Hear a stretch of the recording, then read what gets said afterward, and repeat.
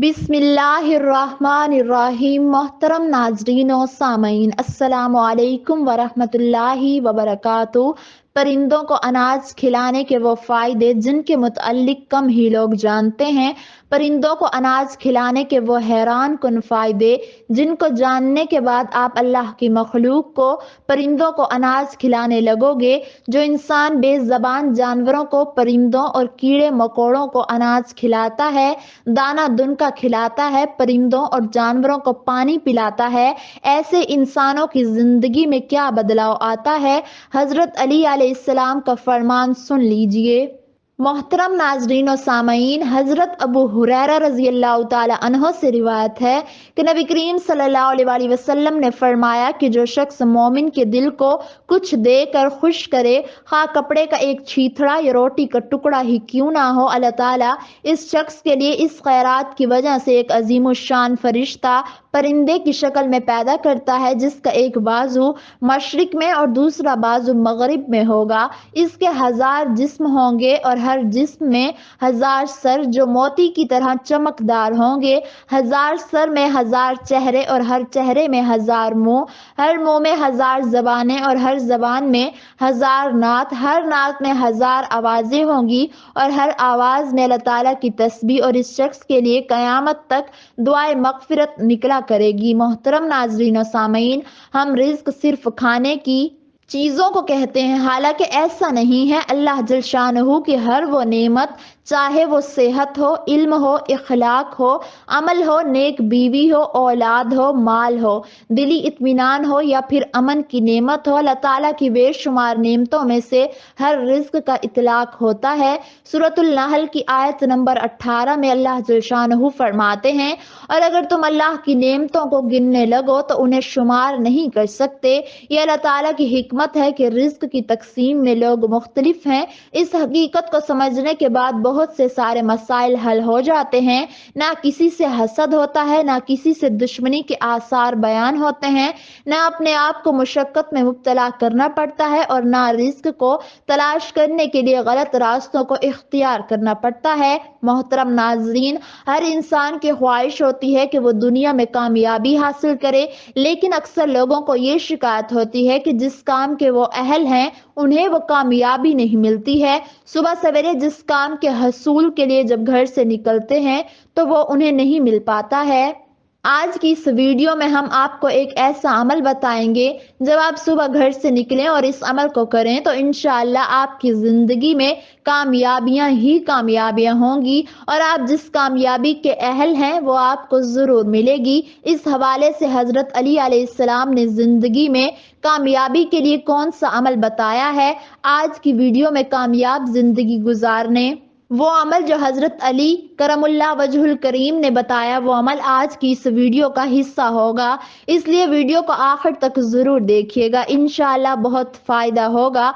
मोहतरम नाज़रीन और सामईन, इस्लाम में खिदमत खल्क की अहमियत का अंदाज़ा इस बात से लगाया जा सकता है कि अल्लाह ताला की बंदगी और किसी इंसान की मदद को एक दर्जे में रखा गया है। इसीलिए अगर कोई किसी बीमारी की वजह से रोज़ा ना रख पाए तो एक रोज़े का फिदिया एक मस्कीन को खाना खिलाना मुकर्रर किया गया है।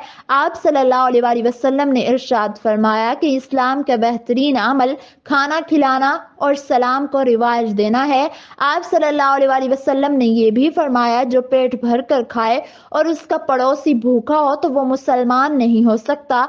लोगों की नफर रसाई और खिदमत खल्क तमाम मज़ाहिब में पसंदीदा अमल है, लेकिन इस्लाम ने इस पर सबसे ज्यादा जोर दिया है और इसके रहनुमा असूल और ज़ाब्ते भी बयान कर दिए हैं। इसके खास ताकीद और तरगीब भी दी है। हर खास व आम की ज़बान पर यह जुमला रहता है कि खिदमत से खुदा मिलता है।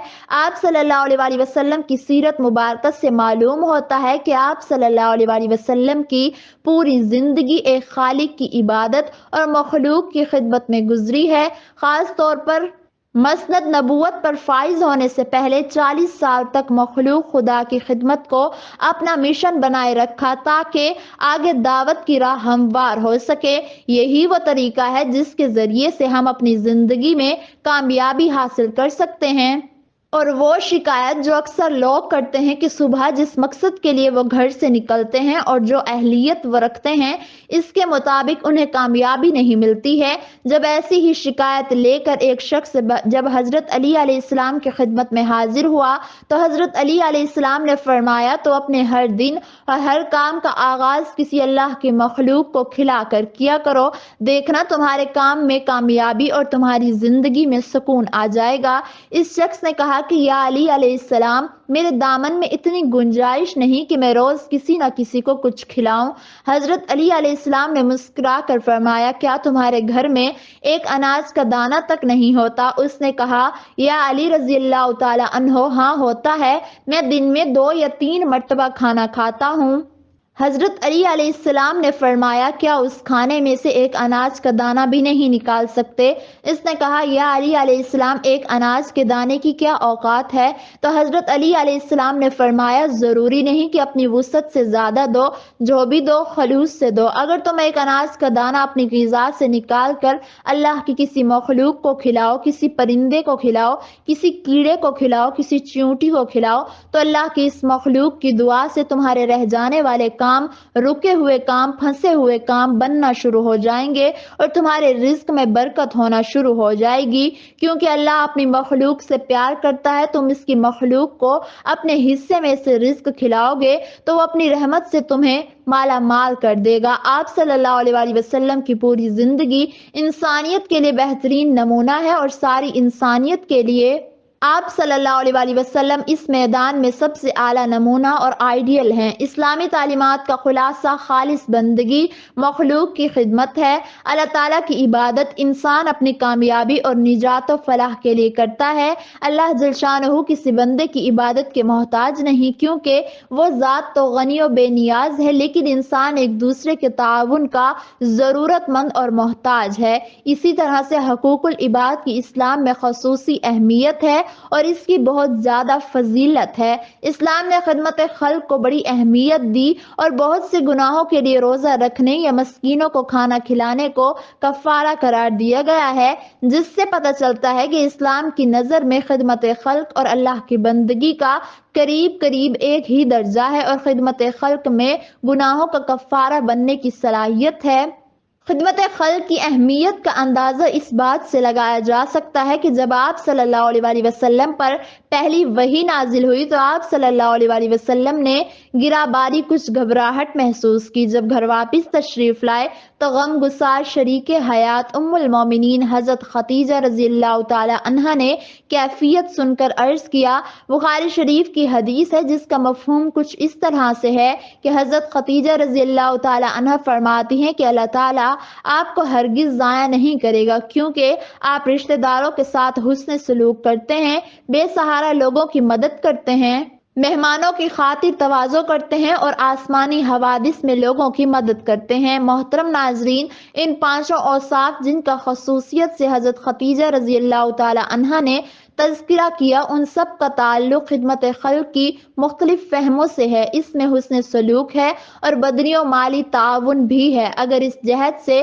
سیرت نبی صلی اللہ علیہ وسلم کا مطالعہ کیا جائے تو پوری حیات نبی صلی اللہ علیہ وسلم اس کا نمونہ نظر آتی ہے۔ اللہ کے نبی نہ صرف انسانوں کے لیے بلکہ جانوروں کے لیے بھی رحمت بن کر آئے تھے۔ انسان کی کامیابی کا ذریعہ یہ ہے کہ وہ نہ صرف اپنے آس پاس رہنے والے لوگوں کا، اپنے آس پاس رہنے والے انسانوں کا خیال رکھے، بلکہ اللہ جل شانہ کی جتنی بھی مخلوق ہے ان کا بھی خیال رکھے تو اللہ تعالیٰ روزی میں برکت ڈال دیتا ہے۔ محترم ناظرین و سامعین، حضرت ابو ہریرہ رضی اللہ تعالی عنہ سے روایت ہے کہ رسول اللہ صلی اللہ علیہ وسلم نے فرمایا، اللہ تعالیٰ نے مجھ سے فرمایا تم خرچ کرو میں تم پر خرچ کروں گا، اور رسول اللہ صلی اللہ علیہ وسلم نے فرمایا اللہ تعالیٰ کا ہاتھ بھرا ہوا ہے رات دن کے خرچ سے، اس میں کوئی کمی نہیں ہوتی۔ بھلا بتاؤ تو صحیح، جب سے اس نے آسمانوں اور زمینوں کو پیدا کیا ہے کس قدر خرچ کر چکا ہے، اس کے باوجود اس کے ہاتھ میں کوئی کمی نہیں ہوئی۔ اس کا عرش پانی پر ہے اور اس کے دوسرے ہاتھ میں صفت قبض ہے، وہ جسے چاہتا ہے بلند کرتا ہے اور جسے چاہتا ہے پست کر دیتا ہے۔